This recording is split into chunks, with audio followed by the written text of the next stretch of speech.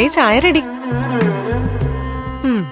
ഉറങ്ങുന്നവരെ ഉണർത്താം, ഉറക്കം നടിക്കുന്നവരെ ഉണർത്താൻ പറ്റില്ല എന്ന് പറയുന്നത് എത്ര ശരിയാ. എണീക്ക് നന്ദു, എണീക്കുന്നേ.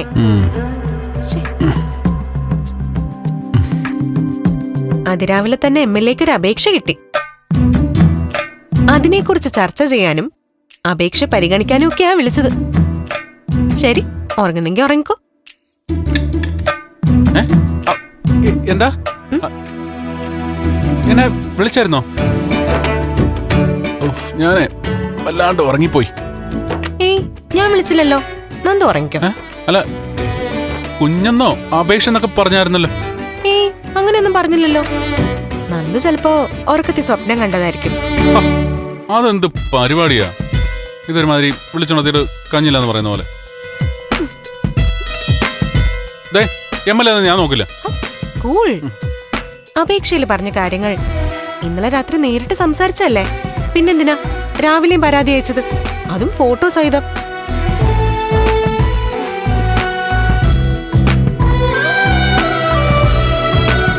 വിഷയം MLA ഗൗരവമായിട്ട് എടുത്തിട്ടുണ്ട്. പോരെ? അങ്ങനെ വെറുതെ അങ്ങ് പറഞ്ഞിട്ട് പോയാ പോരെ. രാഷ്ട്രീയക്കാരുടെ വാക്കും പഴയ ചാക്കും ഒരുപോലെയാണെന്ന നാട്ടുകാർ പറയുന്നത്. എന്നാലേ ഇപ്പോഴത്തെ MLA മാരിൽ ഭൂരിപക്ഷവും പറയുന്നത് നടപ്പിലാക്കുന്ന MLA മാരാ. ആണോ? പിന്നല്ലാതെ. ആ, അത് കേട്ടാ മതി.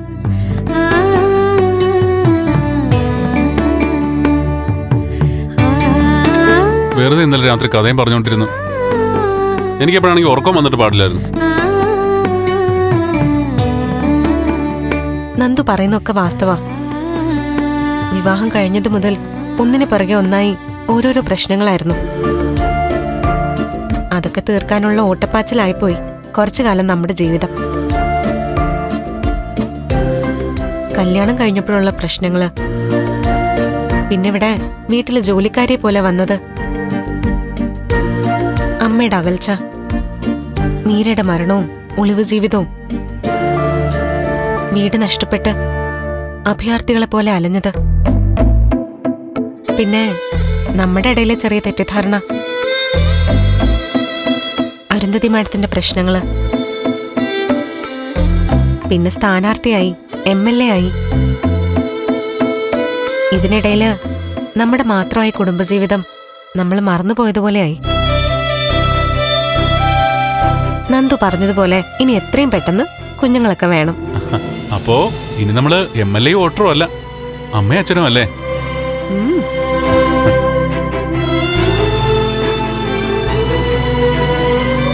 അതെ, എന്തായാലും നമ്മുടെ മോക്ക് നല്ലൊരു പേര് കണ്ടുപിടിക്കണം.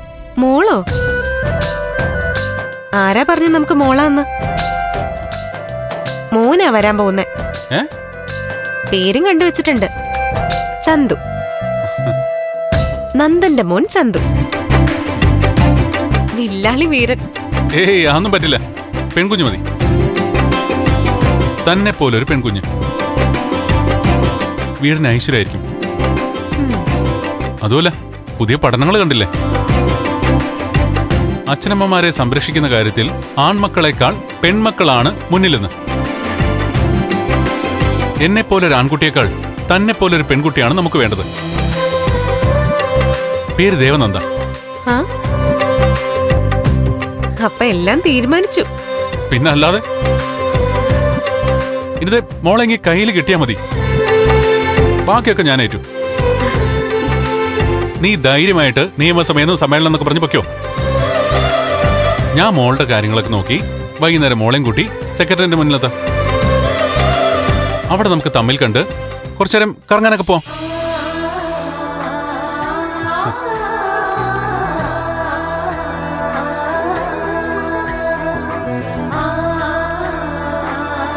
ഹലോ, ഞാൻ പറയുന്നൊന്നും കേൾക്കുന്നില്ലേ?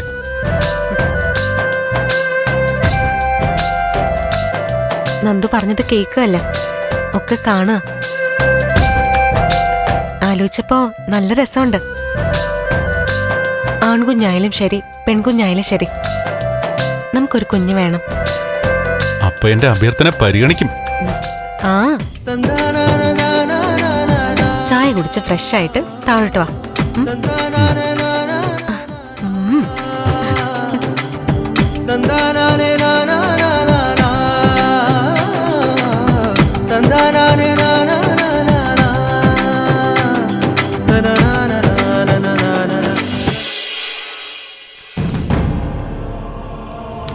കഴിഞ്ഞ ഫിനാൻഷ്യൽ ഇയറിലെ സ്റ്റേറ്റ്മെന്റ്സ് എടുക്കുമ്പോൾ ലയബിലിറ്റിയിൽ ചെറിയ വേരിയേഷൻ കാണുന്നുണ്ട്.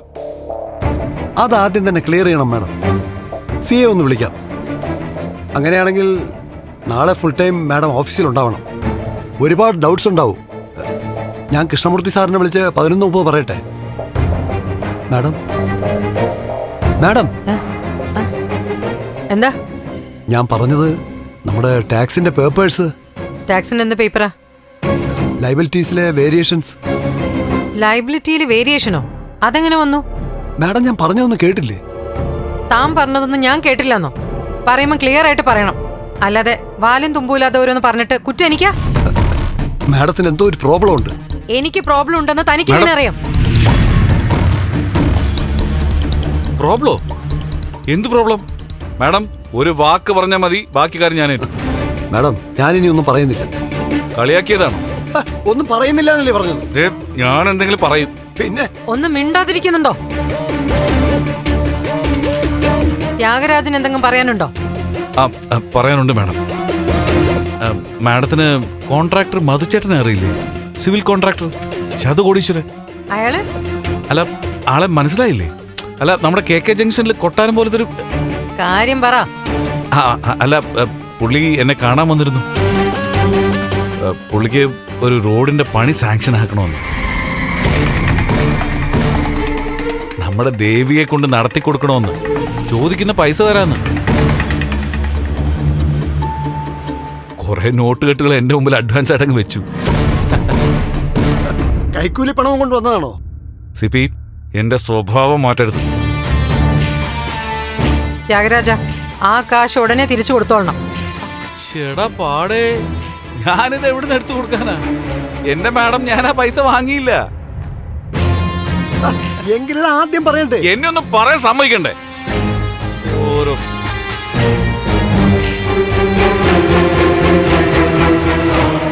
മാഡം, ഞാൻ ആ കാശ് വാങ്ങിയില്ല. മാഡം അന്നൊരു മുന്നറിയിപ്പ് തന്നിരുന്നല്ലോ, ഇതുപോലുള്ള ഏണികളിൽ കൊണ്ടുപോയി തല വെക്കരുതെന്ന്. അതുകൊണ്ട് ഞാൻ പറ്റില്ല എന്ന് പറഞ്ഞു. പോയി പണി നോക്കാൻ പറഞ്ഞു. ദേവിക നല്ലൊരു MLA. പറ്റുമെങ്കിൽ മന്ത്രിയാക്കണം. മാഡം വിചാരിച്ച നടക്കും. ഇത്രയും പറയാനാണോ പെട്ടെന്ന് നീ വന്നത്? അല്ല, ഒരു നല്ല പ്രവൃത്തി ചെയ്തപ്പോ അത് മാഡത്തിനെ അറിയിക്കണമെന്ന് തോന്നി. ത്യാഗരാജൻ ചെല്ലേ.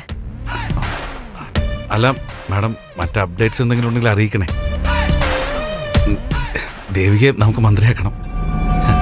ഓ ത്യാഗരാജ. ഓ സിബി.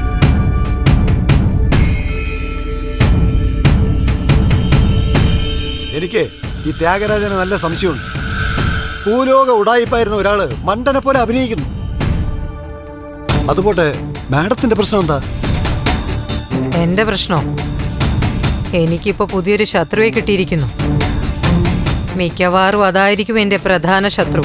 അതാരാ മാഡം? ദേവിക. അവൾ എന്റെ ശത്രുവാ. പ്രഭയ്ക്കും കുടുംബത്തിനും സംരക്ഷണം കൊടുത്ത് അവൾ എനിക്കെതിരെ യുദ്ധം പ്രഖ്യാപിച്ചിരിക്കുന്നു. അരുന്ധതി വേഴ്സസ് ദേവിക.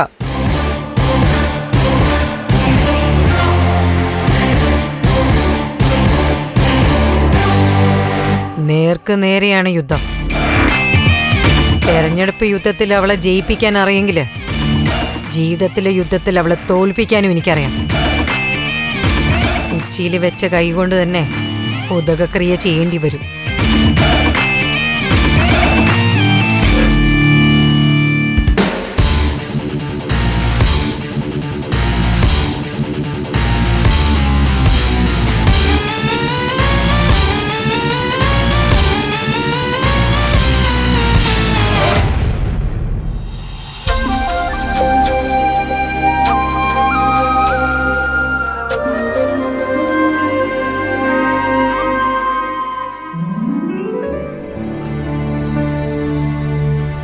മോളെ, തലവേദന കുറഞ്ഞില്ലേ?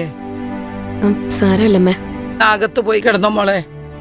ഞാൻ ചന്തയിൽ പോയിട്ട് വരാം. അയ്യോ അമ്മ പോണ്ട, കുറച്ചു കഴിഞ്ഞിട്ട് ഞാൻ പൊക്കോളാമേ. വേണ്ട, ഞാൻ സാധനങ്ങളൊക്കെ വാങ്ങിയിട്ട് വരാം. അത്രയും തുണികൾ ഒരുമിച്ച് അലക്കണ്ടെന്ന് ഞാൻ പറഞ്ഞതല്ലേ, അതും ഈ നട്ടപ്ര വെയിലത്ത്. കുറച്ചു നേരം പോയി കിടന്നുറങ്ങുക, അപ്പൊ മാറിക്കോളും. ഞാൻ വന്നിട്ട് എണീറ്റാ മതി. ഇനി പ്രത്യേകിച്ച് വലുത് വാങ്ങാനുണ്ടോ? വേണ്ടമ്മേ, ഒന്നും വാങ്ങാനില്ല. എന്നാ അകത്ത് പോയി കിടന്നുറങ്ങിക്കോ. ചെല്ല്. മോട്ടർ അടിച്ചേക്കുവാ, ഓഫ് ചെയ്തിട്ട് ഞാൻ കിടന്നോളാം. ശരി, എന്നാ പോയിട്ട് വരാം. വാതിലടച്ചേക്ക്.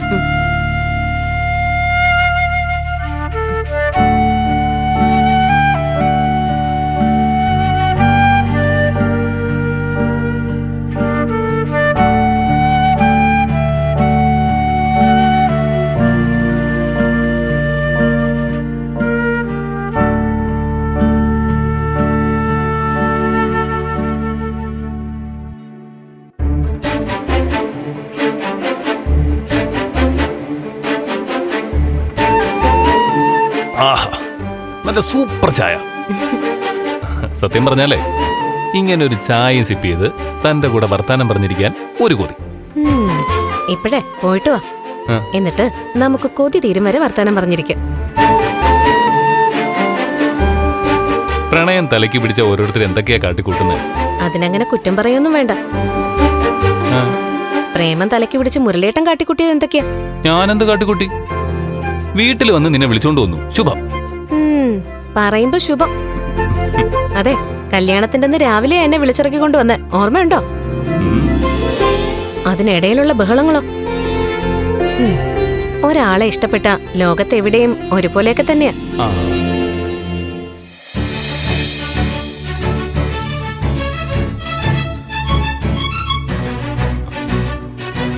ഗൗരി,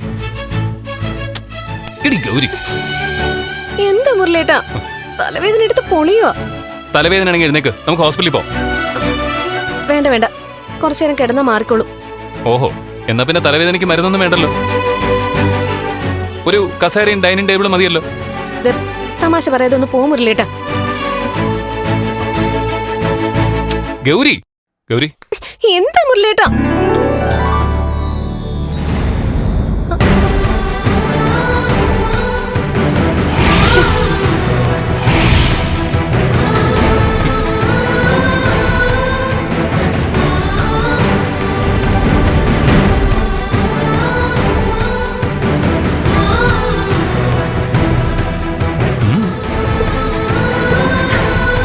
ഞെട്ടിയോ?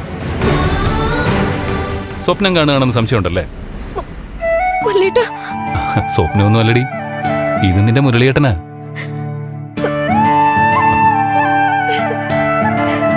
അയ്യേ,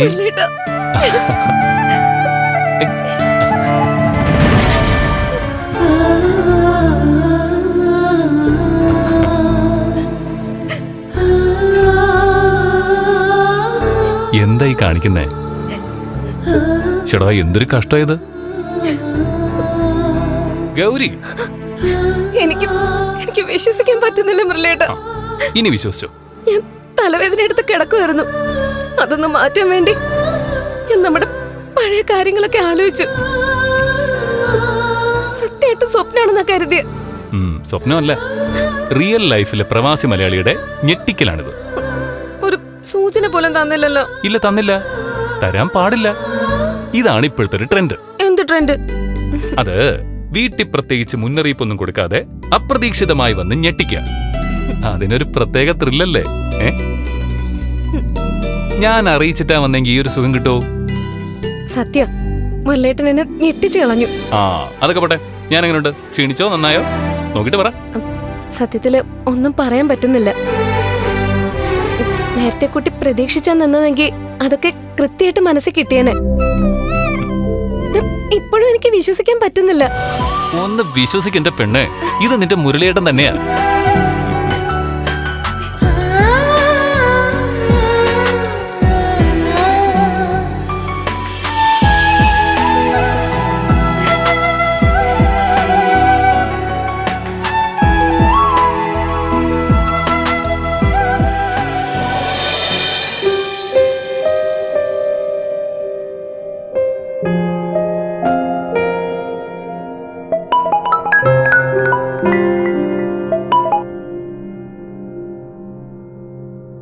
ഹലോ. പ്രഭയ്ക്ക് മനസ്സിലായോ എന്നെ? അതോ എന്റെ നമ്പർ ഡിലീറ്റ് ആക്കിയോ? ചില നമ്പറുകൾ ഫോണിൽ നിന്ന് ഡിലീറ്റ് ആയാലും മനസ്സിൽ മായാതെ തന്നെ ഉണ്ടാകും ചന്ദ്രമതി. പ്രഭയ്ക്ക് എന്നോടുള്ള ദേഷ്യം മാറിയോ? സ്നേഹമുള്ളവർ തമ്മിലുണ്ടാകുന്ന പിണക്കം എന്നേക്കുള്ളതാണോ? എനിക്ക് ഹൃദയം തുറന്ന് സംസാരിക്കാൻ ഒരേ ഒരു കൂട്ടുകാരിയേ ഉണ്ടായിരുന്നുള്ളൂ. അവളുടെ പേര് ചന്ദ്രമതി എന്നാ. ആ കൂട്ടുകാരിയെ മാറ്റി നിർത്തിയതിന്റെ ബുദ്ധിമുട്ടുകളും അവളുടെ വാക്കുകൾ അനുസരിക്കാത്തതിന്റെ പ്രശ്നങ്ങളും ഞാൻ നന്നായിട്ട് അനുഭവിച്ചു. കഴിഞ്ഞതൊക്കെ നമുക്ക് മറക്കാം. അവിടെ നടന്ന സംഭവങ്ങളൊക്കെ ഞാൻ അറിഞ്ഞു. ആ അരുന്ധതി പകവീട്ടാൻ തന്നെ ഒരുങ്ങി നിൽക്കുകയല്ലേ? പക്ഷെ എന്റെ ദേവിക്ക് കൂടെയുള്ളപ്പോ അവളുടെ പ്രതികാരം ഒന്നും ഏൽക്കാൻ പോകുന്നില്ല. അതെ, ഞാനും അത് തന്നെയാ ഇവിടെ ത്യാഗരാജനോട് പറഞ്ഞു. ഞാൻ ത്യാഗരാജനോട് ഒരു കാര്യം കൂടി പറഞ്ഞു. എന്തെങ്കിലും ഒരു ആവശ്യം വന്നാ നിന്നോടൊപ്പം ഞാനും കാണുമെന്ന്. നിന്റെ ശത്രു ഇനി എന്റെ ശത്രുവാ. പ്രഭേ, ഞാൻ പറഞ്ഞത് കേട്ടില്ലേ? സന്തോഷം കൊണ്ട് വാക്കുകൾ കിട്ടാതെ നിൽക്കുകയായിരുന്നു ചന്ദ്രമതി. നിന്നെപ്പോലൊരു കൂട്ടുകാരിയെ ഞാൻ പിണക്കിയല്ലോ. പിണക്കോ? നീ തന്നെ കുറച്ചു നേരത്തെ പറഞ്ഞല്ലേ ഉള്ളൂ സ്നേഹമുള്ളവർ തമ്മിലുള്ള പിണക്കം പിണക്കോ അല്ലാന്ന്. നമ്മൾ പിണങ്ങിയിട്ടില്ല പ്രഭേ. അതെ.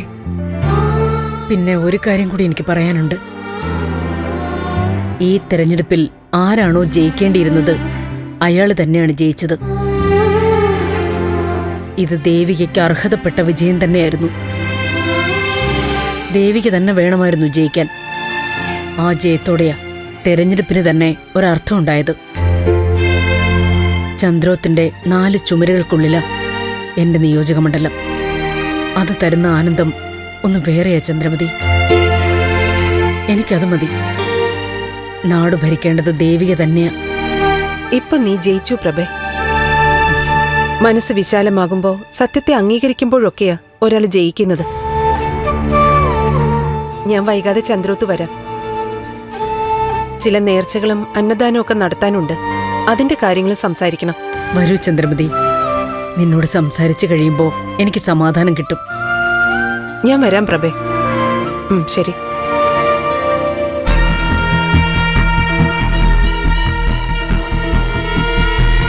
ആരോടാ ചേച്ചി സംസാരിച്ചേ? പ്രഭയെ വിളിച്ചതാ. സംസാരിച്ചു കഴിഞ്ഞപ്പോ ഞങ്ങൾ രണ്ടുപേരുടെ മനസ്സിന് ആശ്വാസം കിട്ടി. നന്നായി ചേച്ചി. ഭൂമിയിൽ നമ്മൾ കുറച്ചു കാലല്ലേ ഉള്ളൂ. എല്ലാവരോടും സ്നേഹത്തോടെ തന്നെ കഴിയണം. സ്നേഹമാണ് ഏറ്റവും നല്ല മതം എന്ന് പറയും. അത് നേരാ. നീ വലിയ തത്വങ്ങളൊക്കെയാണല്ലോ പറയുന്നത്. ഹേയ്, തത്വങ്ങളൊന്നും അല്ല ചേച്ചി, സത്യങ്ങളാ പറയുന്നേ. പ്രഭയെ ഞാൻ അങ്ങോട്ടാ വിളിച്ചത്. വലിയ സന്തോഷമായി പ്രഭയ്ക്ക്.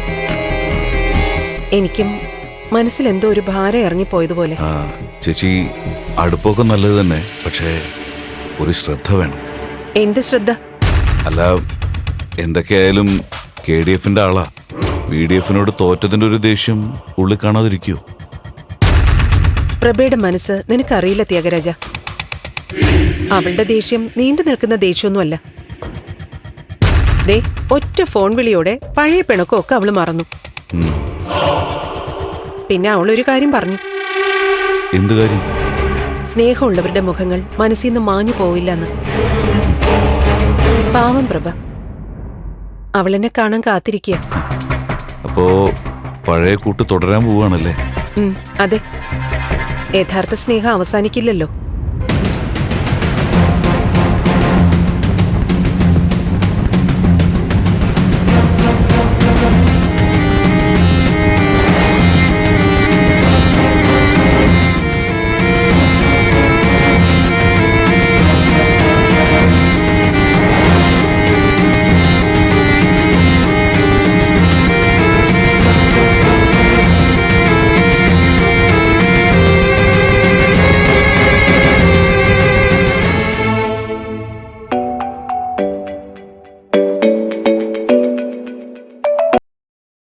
ഹലോ ഹലോ ആരാ? ഹലോ ഹലോ ആരാ? ഹലോ, മിസ്റ്റർ നന്ദനല്ലേ? സിദ്ധാർത്ഥൻ ചന്ദ്രോത്തിന്റെ മകൻ? ആ, അതെ. നന്ദൻ സർ, ഞാനൊരു സാറിന്റെ സഹായത്തിന് വേണ്ടിയാ വിളിച്ചത്. എന്താ പറഞ്ഞോളൂ.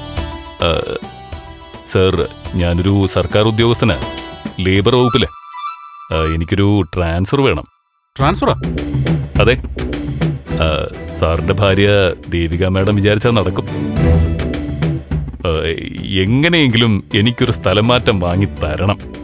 അല്ല, അത് കുറച്ച് കാശ് ചെലവാക്കാം. സാറിന്റെ അക്കൗണ്ടിൽ ഇപ്പൊ തന്നെ ഞാനൊരു 50,000 രൂപ ഇടാം. എന്താ? നന്ദു, സ്ഥലമാറ്റത്തിന് കൈക്കൂലിയോ? നിങ്ങളുടെ വോയിസ് റെക്കോർഡ് ചെയ്തിട്ടുണ്ട്. നന്ദു ആരാ? ഞാനിപ്പോ തന്നെ പോലീസിന് അയച്ചു കൊടുക്കും. നിങ്ങളെ പോലീസ് പൊക്കും. അയ്യോ സാറേ, അങ്ങനെയൊന്നും ചെയ്യല്ലേ. നീ എന്താടാ ചന്ദ്രത്തുകാരെ പറ്റി വിചാരിച്ചത്? സാറേ, പോലീസിൽ അറിയിച്ച എൻ്റെ ഒരു കൂട്ടുകാരന്റെ ചതിയാണെന്ന് ഞാനങ്ങ് പറയും. താൻ എന്തോടായി പറയുന്നേ? അതെ സാറേ, എൻ്റെ ഒരു കൂട്ടുകാരനാ ഇതിനെല്ലാത്തിനും കാരണം. അത് ശരി. അപ്പോ തന്റെ സുഹൃത്താണ് പ്രേരിപ്പിച്ചത് അല്ലേ?